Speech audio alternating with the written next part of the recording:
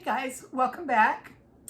Shadow welcomes you too. She just had some lunch, so she's gonna sit there and look pretty for us, I guess. Hope you're all doing great. Today, I wanted to talk to you about a video I saw this week from one of my subscribers, I call her a prepping friend because she is full of knowledge and I love watching her videos. I always learn something. I always watch her videos with a notebook in my hand. I'm gonna link her video down below. Her name is Cynthia and she has two YouTube channels. One is The Bigs Prep and one is, I think it's Our Bigs Adventure, something like that. But anyway, I will link her video down below because the ideas that I came up with for this video, I actually got from watching her video, and I want to be sure and give her the credit for these great prepping ideas because I did not come up with this video on my own. I took notes from her video and I thought to myself, I would really like to share this information with my prepping friends as well. So that's what I'm gonna do. So be sure and check her channel out. Learn a lot from her just like I have. So I'll jump right into this video. The actual subject of this video is prepping for free. The times when we don't have the extra money to go out and do a prepping haul or spend the extra money on prepping supplies, there's still things you can do to be prepared for your family, especially if you're a beginning prepper, someone who's just now getting involved in wanting to be prepared for your family. No matter what the crisis, if it's, a cyber attack, a natural disaster, lots and lots of things can change our way of living very quickly. And we want to be prepared for all things, right? The first thing that Cynthia listed in her video was water. We're talking not so much like bottled water or Berkey water or expensive water filters. A laundry detergent jug, the plastic jugs that your laundry detergent comes in. Rinse that out once you've used all the laundry detergent. Don't throw that away. Rinse it out very well, fill it up with water, and keep it under your bathroom sink or under your kitchen sink. And you can use that water to flush your toilet in case of an emergency, in case your water's been shut off or there's been a water main break, different reasons that you wouldn't have water to be able to flush your toilets. That's something you can do today for free. Also, cranberry juice, the plastic jugs that cranberry juice comes in, or I think you could get apple juice, grape juice, just a juice container, the big plastic, probably a 2-quart would be the approximate size. She keeps those and she rinses them well and fills them with water and keeps them under her kitchen sink. And that is drinking water for her pets. It's clean water that you can use for whatever you need. Wash dishes, clean drinking water for your pets, whatever. The second thing she mentioned was writing down recipes. And this is actually something that I do on a regular basis. I find a lot of things online, recipes, craft ideas, patterns, crochet patterns.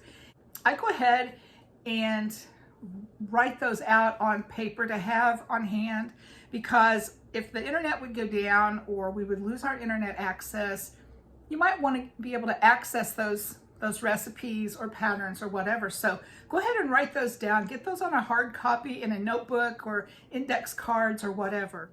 The third suggestion she had was to make a list of 7 off-grid meals, like a menu plan for a crisis. Like if you don't have electricity or running water, and these don't necessarily have to be nutritious, balanced meals. It could be a can of beef stew. It could be peanut butter and crackers with applesauce on the side. Just the things that you have on your prepper pantry shelves, ready meals for your family in case of an emergency. And I know we think, oh, well, I'll deal with that when it gets here. But you know what? I've been in those situations and you don't think straight at the time of crisis. It's hard to put your thoughts together and think about what meals you're going to have and what food you might need, what ingredients you might need to carry out these meals. Anything else, gather your games. Go through your games that you might have, things your family likes to do for fun. Jigsaw puzzles. I love to do puzzles. We like to play rummy. You're going to want something to do to entertain your kids. I would definitely put some fun activities aside keep them put up for the kids for that just in case time when you might need to entertain them.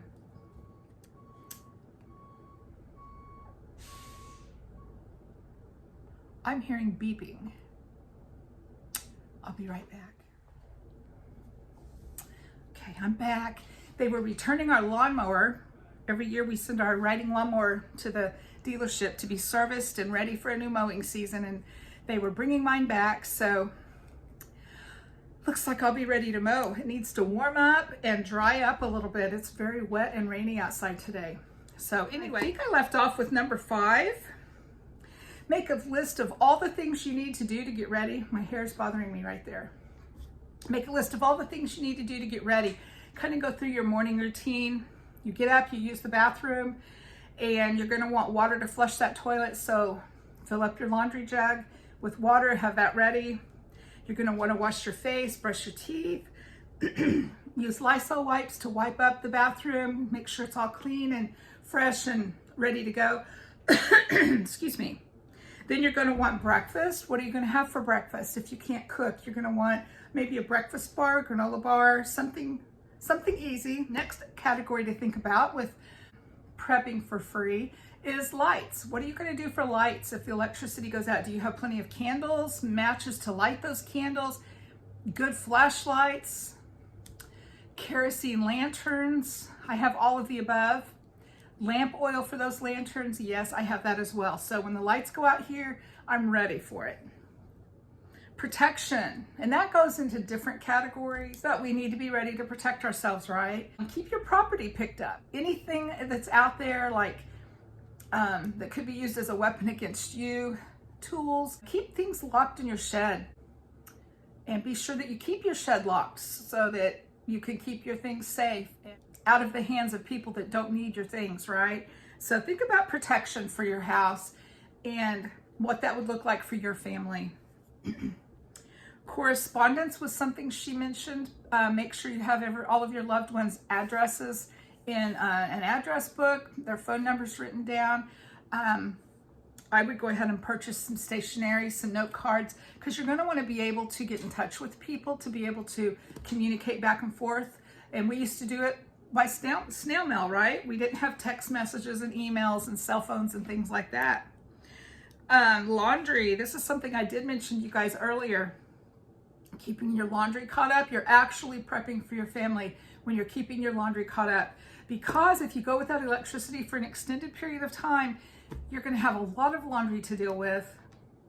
And I do have preparation for how I would do my laundry in case of a crisis like that. I have the drying racks, I have a clothesline, I have, all of that stuff, but that would be a really hard way to do 9 loads of laundry, right? So if you're caught up to start with, it'll be easier to deal with as you go through being without electricity. This is very important, and I think I've touched on this before as well. You need to gather your important documents, birth certificates, marriage license, passports, car titles. All of those important documents need to be in one place, easily accessible, so you can even just grab and go. She actually mentions shot records for your pets. She lives in Florida, and they do have hurricane season down there. Many of the shelters in Florida don't let your pets in if they don't have their shot records and their health documents. So that's also something to consider. This video was not meant to be. My light just went out on my light ring. So I'm gonna look a little different now for the rest of the video without the light. That's all right, right? She mentioned cleaning out your fridge and freezer as a way to be able to prep for your family for free. Make room. Get your fridge cleaned out, your freezer cleaned out, rotate your food, know what's what and where it is, and make room to be able to do those hauls for when you do have a little bit of extra money on hand. So those were Cynthia's ideas for prepping for free. And I don't really have anything to add to that other than the obvious: rotating your food. You could spend an afternoon cleaning out your prepper pantry, making room on the shelves, taking inventory, make an inventory of your prepping pantry, and make lists of things that you might need to get in the future. Other than that, I would say this is very informative, and I'm so glad that she shared this with us. And I hope you are able to learn some things from this as well and realize that even when we don't have money available, we could still be prepping for our families, right? There's a lot of things we can do to be prepping. So hope you're all having a great week. Hope you're safe and healthy. And if you like my video, I hope you would punch that little button and hope you would subscribe to my channel and tune back in. I'll talk to you later. Thanks for watching. Bye.